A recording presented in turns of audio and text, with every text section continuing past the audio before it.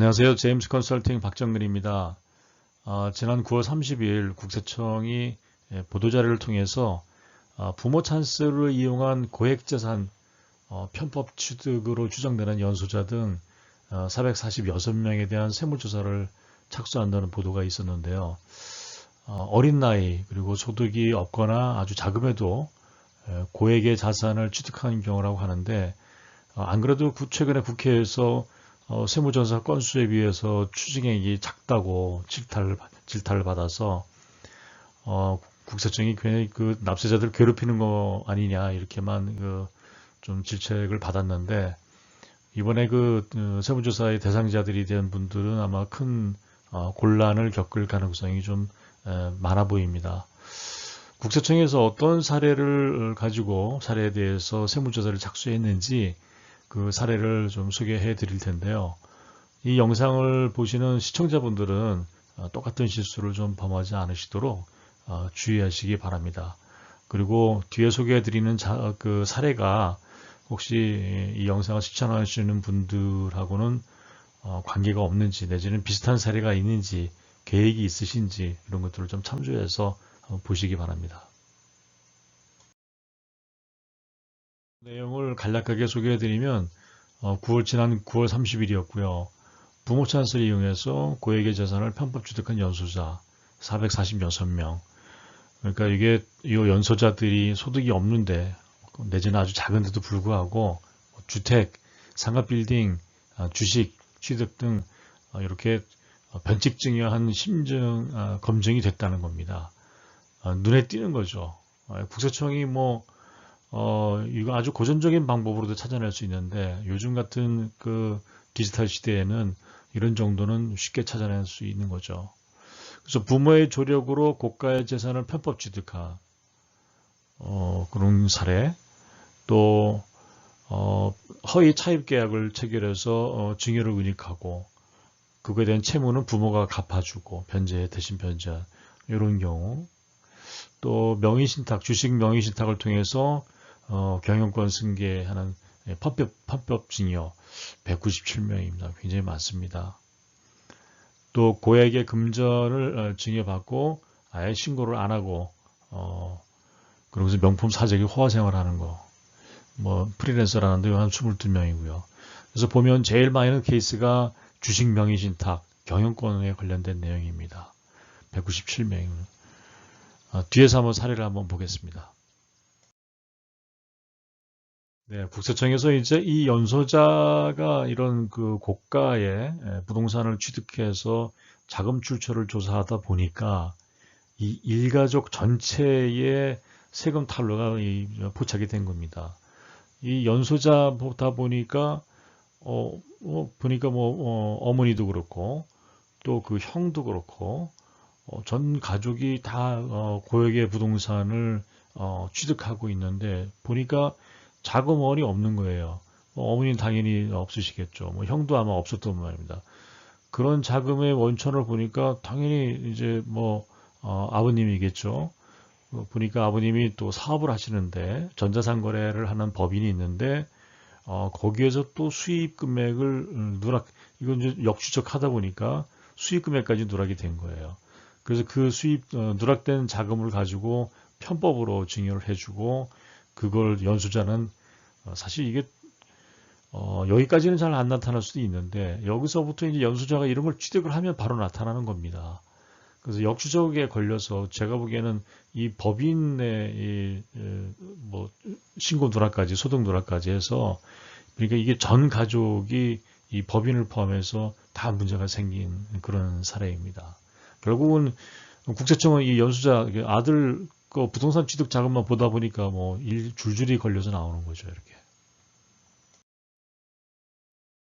또 이제 연소자인 B, 나이도 어린데 보니까 이런 또 고액의 부동산들을 아마 취득을 많이 한 모양입니다. 상가도 사고 아파트도 사고 토지도 사는데, 그리고 나이에 비해서 이렇게 많이 살 수가 없잖아요.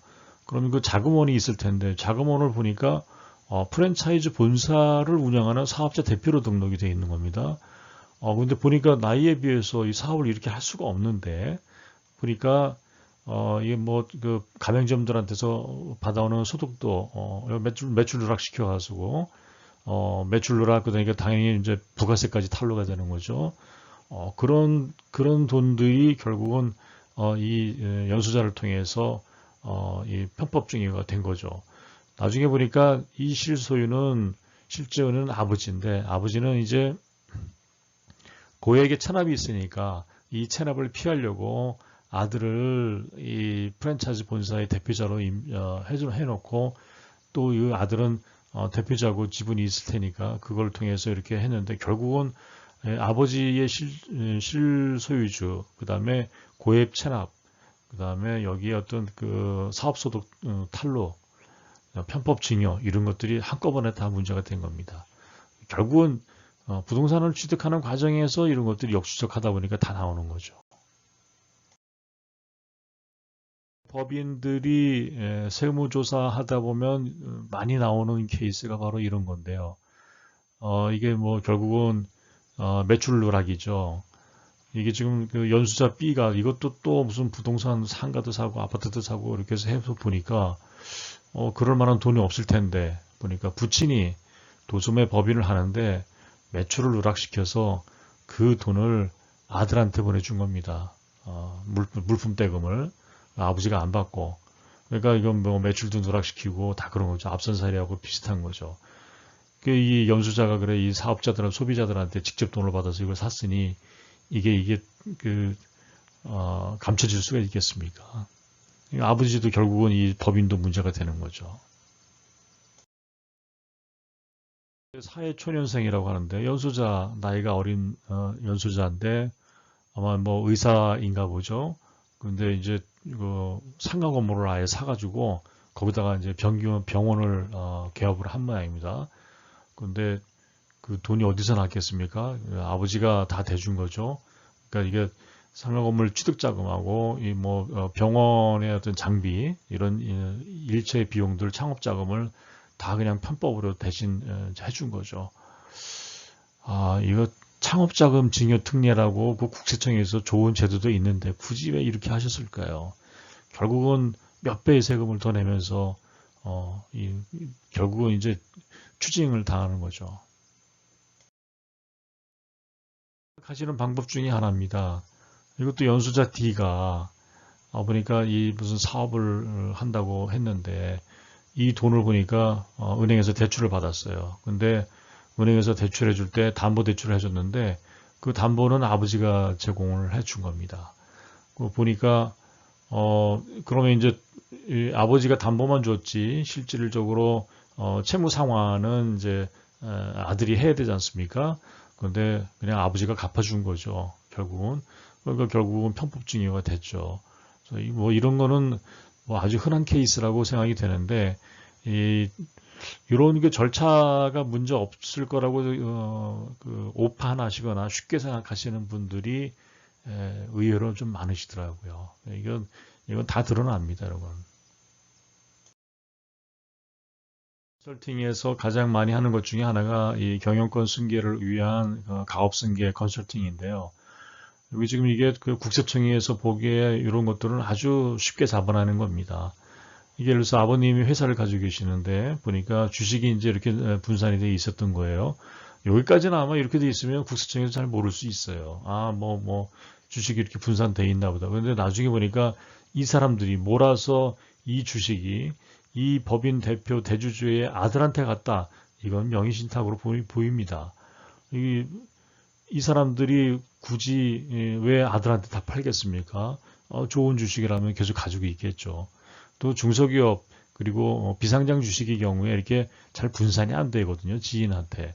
이게 뭐 가족끼리 그냥 몇 명 나눠서 가지고 있든지 이게 통상적인 모습인데 이렇게 해서 양도라는 형식을 취해서 아들한테 갔다. 그러면 이거는 명의신탁입니다라고 신고하는 거나 거의 뭐 다름없습니다. 그래서 이런 것들도 다 국세청에서 이 법인의 주식을 아들한테 증여할 때 아주 저리의 세금으로 해주는 다 그 가업승계를 위한 증여특례 방법이 다 있거든요. 그래서 일부 세금을 좀 작게 내더라도 굳이 이렇게 하면 이분들도 다 나중에 증여세 탈루, 증여세 과세가 될 텐데요. 이게 명의신탁 위장에 따른 증여세를 내셔야 됩니다. 이거 추징이 될 겁니다. 그래서 이렇게 하지 마시라. 또 좋은 방법이 다 있습니다.